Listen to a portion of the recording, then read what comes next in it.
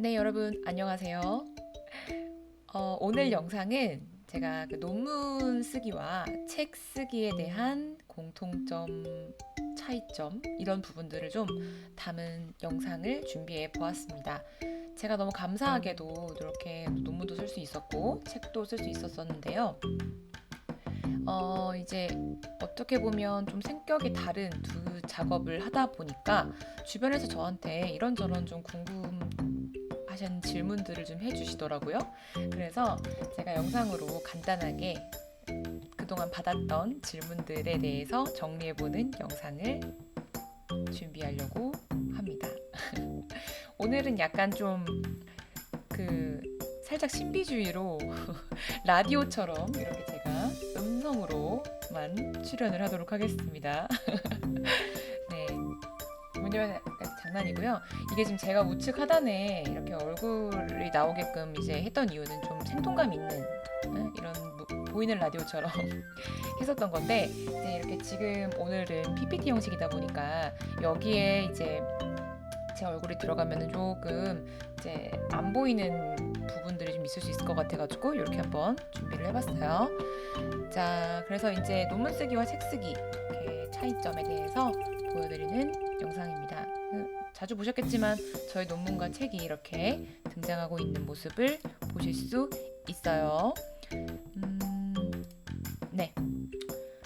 그래서 이제 질문은 제가 크게 5가지로 이렇게 준비를 해봤고요. 이제 뭐가 더 어려운지, 또 작업의 다른 점은 뭔지, 그다음에 소요 시간, 뭐 필요한 노력들은 뭔지, 과정이 어떻게 되는지, 또 이 부분이 가장 궁금하실 것 같아요. 많은 분들이 수익은 이 부분 제 질문을 제일 많이 받았거든요. 네, 수익은 어떻게 되는지 이런 부분들을 많이 궁금해하시더라고요. 이제 그쵸? 이제 우리는 다 행복하려고 하는 거니까요. 자, 아무튼 그래서 이러한 내용들을 제가 좀 담아 보려고 합니다. 여러분들께서도 실제적으로 이미 뭐 논문을 쓰신 분들도 계실 거고 책을 쓰신 분도 계실 거고 미래에 이제 꿈을 꾸고 계시는 분도 계실 거예요. 그래서 그런 분들께 혹은 이제 경험하셨다면은 나와 어떤 점이 차이가 있는지 또 궁금할 수 있잖아요. 그리고 경험하지 못하셨다면 앞으로 내가 어떤 준비를 하면 될지 약간 참고할 수 있는 내용이 됐으면 좋겠고요. 그 다음에 역시나 저는 이제 저 혼자의 이런 경험치이기 때문에 이 자체를 너무나 물론 여러분들이 그렇게까지 전적으로 믿진 않으시겠지만 너무 이게 어떤 기준점이다라고 이렇게 믿지 않아 주셨으면 좋겠습니다. 그냥 참고적으로 가벼이 넘겨주세요. 자, 1번 문제. 뭐가 더 어렵나요? 자, 일단은요, 성격이 달라요. 음, 아실 겁니다.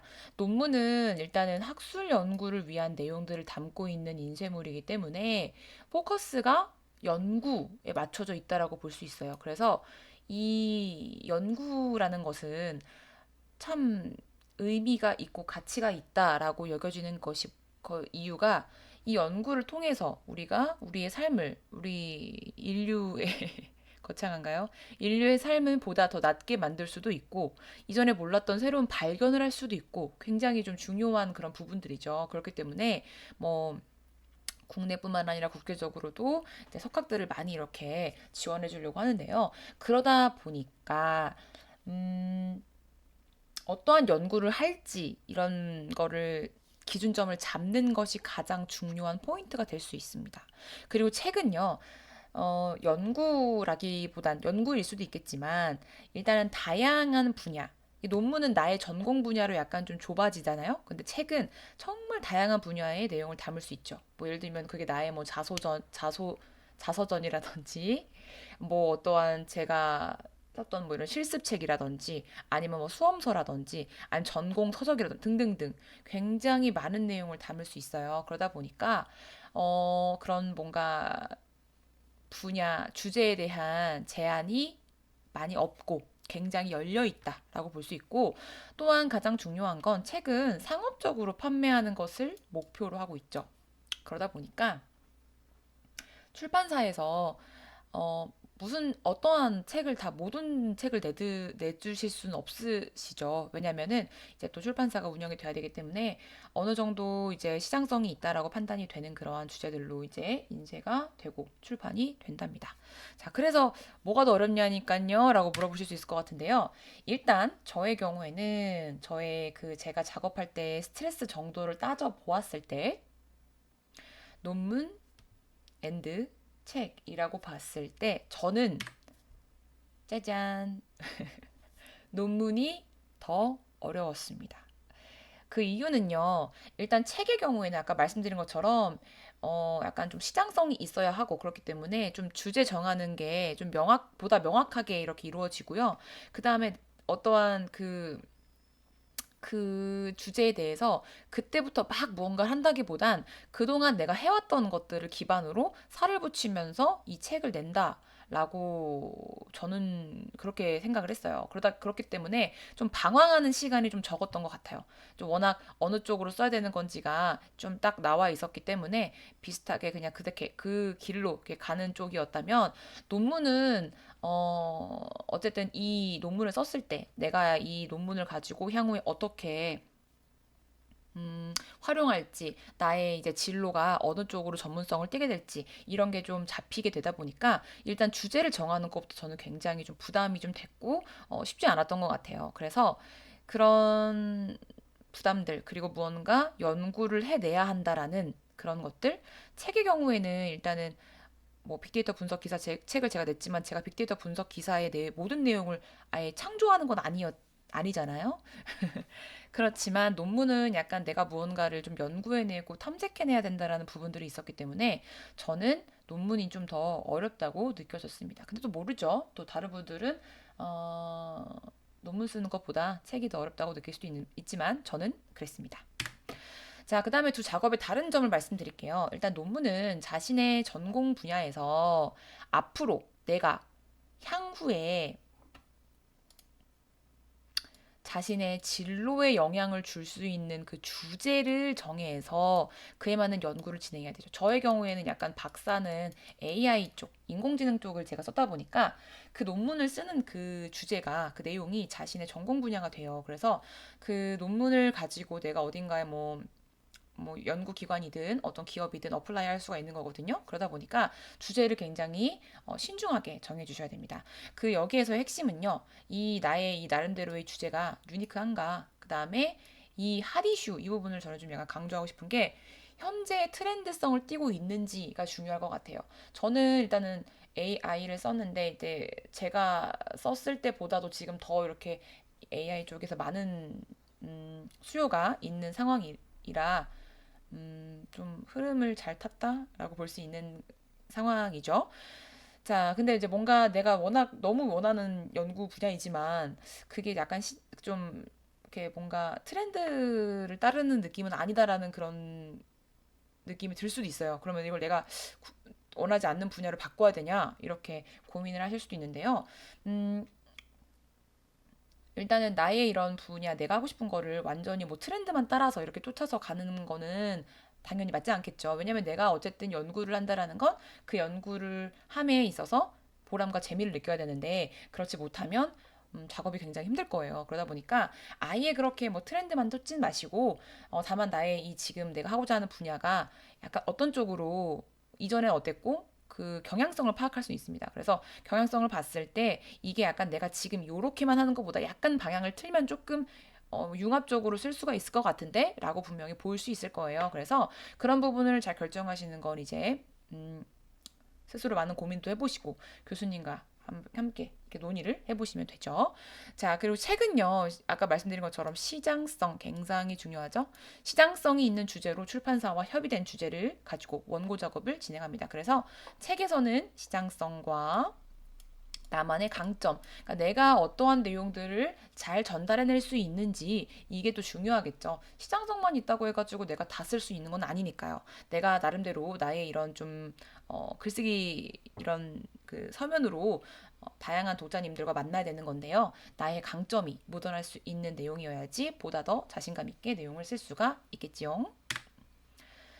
자, 그래서 이제 형식을 좀 말씀드리려고 해요. 그래서 논문 형식은 아마 제가 이전에 올린 영상에서도 보신 분들은 아마 아실 건데요. 이제 그 내용 이제 이렇게 머릿속에 잠시 기억해 주시면서 안 보셨다면 한번 보고 오시는 것도 좋을 것 같습니다. 그래서 연구의 필요성, 이걸 왜 하게 됐는지, 그 다음에 관련된 이론적인 연구들, 그 다음에 연구 방법, 어떤 걸 써가지고 연구할 건지, 그 다음에 연구 내용, 진행을 이제 하는 거죠. 이게 가장 메인인 거죠.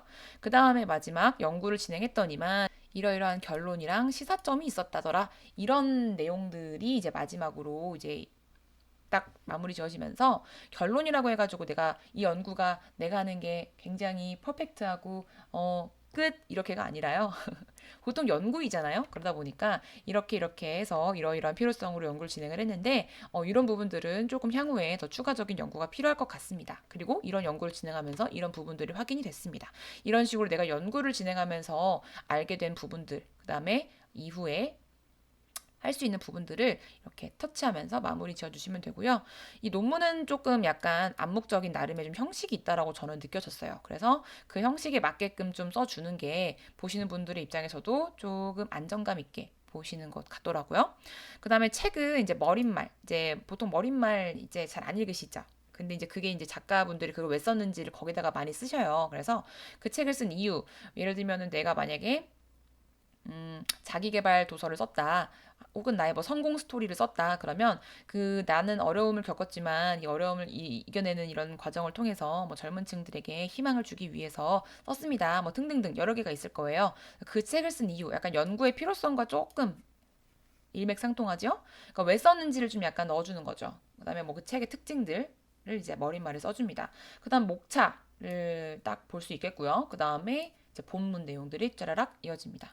비교적 책 형식은 자유롭게 구성이 가능하다라고 저는 느꼈어요. 자, 그 다음에 소요 시간과 노력들은 무엇인가 말씀을 드리자면요. 논문은 일단 소요 시간이 이제 학위 기간 내내라고 말씀을 드릴 수 있을 것 같아요. 왜냐하면 논문을 쓰는 그 시점이 뭐 졸업쯤이라고 졸업할 때쯤에 쓸 수 있다고 하지만 그때만 딱 쓰는 거 보통 그렇긴 하겠지만요. 입학했을 때부터 이제 나의 연구에 필요한 역량들을 갖춘 시간들이라고 보시면 되기 때문에 제가 이렇게 적어놨고요. 2년이든 3년이든 혹은 플러스 알파가 될 수도 있다라는 점. 예, 졸업이 그리 쉽지 않을 수도 있다라는 거죠. 왜냐하면 내가 목적성과 방향성을 명확하게 하지 못한다면 이제 교수님께서도 이제 음, 반려를 하시겠죠. 그래서 다시 해오렴 이렇게 말씀을 하실 수가 있다라는 거죠. 그래서 저는 이제 아주 집중해가지고 작업했던 기간은 학위 논문 기준으로 한 3, 4개월 정도였던 것 같아요. 그래서 3, 4개월 동안은 정말로 내가 아니고 내 손이 내 손이 아니고 정말 많이 집중해서 이제 써냈던 그런 기억이 납니다. 다음 필요한 노력들은요. 뭐 글쓰기 능력 당연하죠. 그다음에 연구 능력, 자료 수집 능력, 전공 기술 능력. 저의 경우에는 뭐 코딩이나 뭐 프로그램 개발 이런 쪽이었었습니다. 그래서 이제 이런 부분들이 필요하게 되겠고요. 책의 경우에는 필요한 노력이 이제 소요 시간은 이제 케이스 바이 케이스라고 저는 말씀을 드리고 싶어요. 저는 이제 빅데이터 분석 기사 도서 기준으로는 5개월 정도 시간이 걸렸어요. 근데 이제 아주 집중해서 작업한 시간은 이제 빅데이터 분석 기사 기준으로 한 달 정도. 근데 제가 약간 여기 TMI 적어놨죠. 가장 오래 작업한 시간은 하루에 한 13시간 정도씩 썼던 것 같아요. 정말로 예. 저는 근데 이게 사람마다 좀 다른데요. 저는 뭔가 해야 되는 일이 있고 집중을 하게 되면 이렇게 작업을 하는 게 크게 스트레스 받고 힘들지 않은데 또 다른 분들은 이렇게 하는 게 굉장히 좀 스트레스 받을 수 있는 부분이기 때문에 이 부분은 이제 작업량에 따라서 나의 컨디션에 따라서 조절하시면 되는데 일단 저는 이런 식으로 좀 진행을 좀 해가지고 예, 끝나고 나니까 조금 근데 안 좋은 점 몸이 좀 아프더라고요. 네, 그런 것들이 있었습니다. 자, 여기에도 필요한 노력은 글쓰기 능력 당연하고요. 해당 주제에 대한 전문성을 함양하는 것이 필요하겠죠. 그리고 이것을 잘 풀어내는 능력도 필요할 것 같습니다. 자, 그 다음에 작업 과정은 어떻게 되나요? 라고 하신다면은 논문은 일단은 담당 교수님과 논의를 먼저 하고 나서 주제를 정해야 돼요. 어떤 주제를 쓸지. 이게 교수님과 이제 그 지도 교수님과 이제 학생은 한 몸이 되셔야 됩니다. 그래서 이제 의견이 짝짝 맞아야 돼요. 해당 주제에 대한 참고 문헌, 뭐 논문, 도서 이런 것들을 좀 찾아봐야 되고요. 그 다음에 주제에 대한 연구를 진행합니다. 뭐 실험을 하거나, 뭐 개발을 하거나, 제안을 하거나, 뭐 비교 연구를 하거나, 뭐 등등등 여러 가지가 있겠죠. 그 다음에 논문 발표 및 심사를 진행합니다. 굉장히 떨리는 순간들이죠. 그래서 이제 석사 논문회 같은 경우에는 그 학교 내의 교수님 세 분이 이제 심사위원이시고, 박사 논문은 학교의 교수님 세 분과 외부 교수님, 그러니까 그 학교에 계시지 않은 분들, 그러니까 전공과 관련된 분들 두 분이 이제 오시는데요.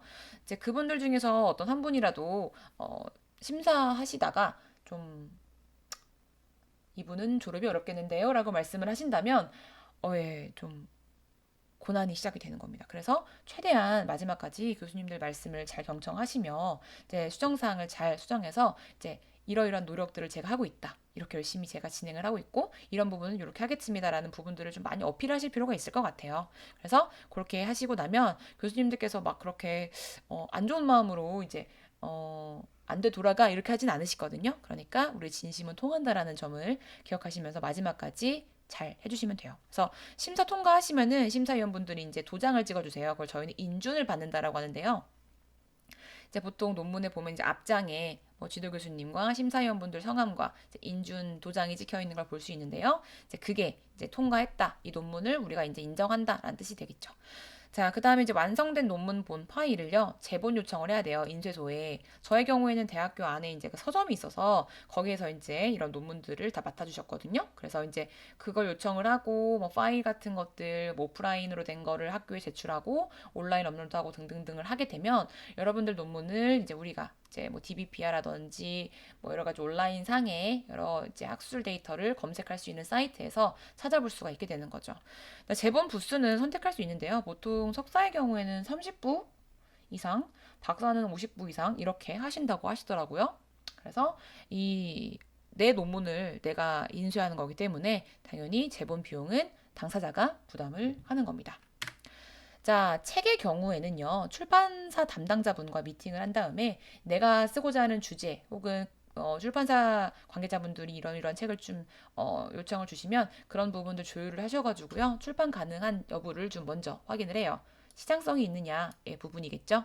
주제가 확정이 되면 저자가 자유롭게 목차랑 내용을 구성해서 작성을 해 나가고요.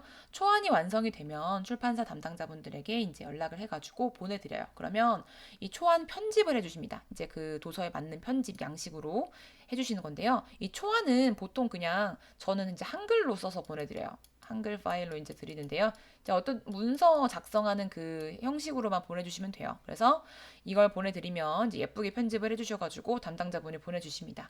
그럼 검토를 또 진행을 해요. 그래서 뭐 제목, 디자인 이런 부분들, 표지 이런 부분들이 결정이 되고요. 이제 그 내용들 다 이제 괜찮은지 이제 수정 작업이 몇 번 거치게 됩니다. 그래서 수정 사항이 또 발생하게 되면 요청을 하게 되고 수정을 진행을 하고요. 수정이 완료가 되면 초판을 인쇄하게 됩니다. 그 다음에 시장에 짜잔 이제 공개가 되는 거죠.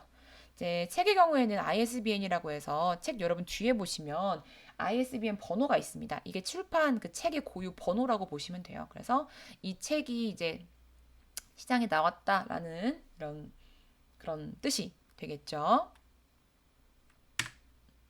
자, 마지막 이 부분이 가장 궁금하실 것 같아요. 수익은 어떻게 되나요? 라고 하시는 부분들이 가장 많이 질문을 주셨는데요. 논문은 가치 산정이 불가하다라고 말씀을 드릴 수 있을 것 같아요. 그렇지 않나요? 뭐 당장 논문을 썼다고 돈이 들어오는 건 아니죠. 돈을 내야 되죠. 우리가 학비도 내야 되고 재본비도 내야 되고 하는데요.